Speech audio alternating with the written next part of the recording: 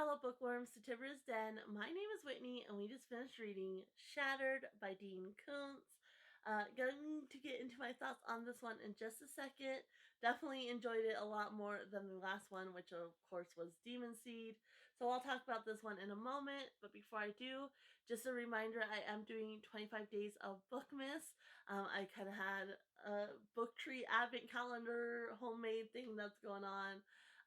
So if you want to follow along, I open a book up each day, and you can find the video every day over on TikTok, and then I also post on Instagram as well. I will be doing a compilation video, sometime between Christmas and the New Year, so definitely look out for that. And then I'll be doing a more in-depth video where I kind of talk about which ones I'm anticipating enjoying the most, and everything like that. So definitely watch out for those videos. Of course, we will be resuming our book of the months coming up starting the 27th. We're going to start reading the first chapter set for Lady Boss. The breakdown is down in the description below if you want to participate in that. My mom's birthday is coming up, so that's why I chose Lady Boss. Originally, we were going to read it for the month of December. Now it's going to be for the month of January, but really excited to read that. Jackie Collins is like her favorite author. So, and then in the new year, we'll also be resuming the Dresden Files as well. I'm not going to post every Saturday, but I will be giving an update on Saturdays as I feel is needed. So really excited to kind of get back into my routine. As far as our weekly reads go, this week we will be reading The Immortal Nicholas by Glenn Beck. You can find my thoughts on this one next week.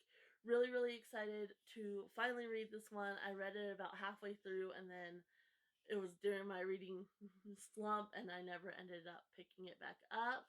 So I'm glad to finally finish this one. If you didn't see last week's video, I read the synopsis in that video, so you can definitely check it out. But basically, it's combining Christ with Santa. So if you do believe, if you are religious and such, and that's why you celebrate Christmas, this might be a really good book for you. But you can find my thoughts on it next Wednesday. And then next Wednesday, I'm so excited about this book. I've been waiting for this one since I got it from Thriftbooks. So I chose this one because my mom's birthday is the end of the month, and so it's going to be My Sergei by Katerina Gordieva, and I'm so excited to read this. This couple was my mom's favorite figure skating couple back in the day, and I actually read this book when I was a teenager, and I just remember bawling my eyes out. So definitely going to need the tissues. If you're going to be reading along with me, definitely make sure you have tissues too. We'll start this next Wednesday, and then we'll review it on the 29th. So let me go ahead and read the synopsis for you real quick. It says, Ekaterina Gordieva and Sergei Grinkov were the most celebrated pair of skaters of all time, partners in life as well as on the ice. They were rarely apart. Then tragically, Sergei died at the age of 28. Now, in her own words, his wife Katia tells a remarkable story in this loving tribute to the exceptional man she idolized, whom she called My Sergei. They were two mismatched kids teamed by the Soviet regime to perform for the good of the state. She was a tiny, serious girl of 11. He was a fun-loving boy of 15. But they were talented and dedicated, and together they won 4 world championships, 2 Olympic gold medals, and the hearts of millions of fans. Somewhere along the way, between training and competing, the couple fell madly in love, discovering the kind of profound relationship few ever find. Gordieva and Grinkov, G&G as they were affectionately known, managed to parlay their intense emotions for each other into an exquisite, passionate skating style, one that became even more luminous after the birth of their daughter. Then, without warning, on November 20th, 1995, Sergei suffered a fatal heart attack during a routine training session. Katia's dreams lay shattered. They had skated together for 14 years, and Sergei had been her protector. Katia, innocent in the ways of the world, was left to fend for herself and 3-year-old Daria. In My Sergei, Katia recalls her storybook romance with Sergei, from the first kiss in Russia to young love in Paris, from solemn marriage vows in Moscow to joyous parenthood in America. She tells of Sergei's ideals and aspiration. She shares their experience as skaters, offering a candid look at the demanding world of the ice arena and its thrilling stars, and she speaks eloquently of Sergei's death and her battle to overcome grief, building new life for herself and Darya, and summon the courage to skate again alone. My Sergei is a touching memoir of happiness remembered, great love lost, and insight gained. Over 75 vivid color and black and white photographs, many from Katya's private collection, enhance this love letter, a book to be cherished by anyone who savors a dramatic romance and everyone whose heart skips a beat when an Olympic skater leaps above the ice for a chance at glory. So, anyway, really excited to read this one. Definitely check out my thoughts on the 29th. But let's go ahead and now get into Shattered. So, like I said, I did enjoy this a lot more than Demon Seed. There was just something about Demon Seed that was just very. The best word that comes to mind is vulgar. And there was definitely touches of that in this book as well. And I don't know why it just got to me so much. It's just the way this author presents it. Like I've read other authors who kind of go to that dark place, and it never has quite made me cringe like this author does. And I guess that's the point, and I think that's probably why people enjoy him. But like I said, with Demon Seed, it was just too much for me. With this one, I could handle it a little bit better. And I really enjoyed the premise of the story and then the characters as well. So basically, it's following Alex and Colin, and they are on a road trip from, I want to say Philadelphia. I could be mistaken. I can't really remember, but from the East Coast to San Francisco, where Alex has gotten a new job. Colin is under the custody of his sister, Courtney, who is married to Alex. And so she's already in California.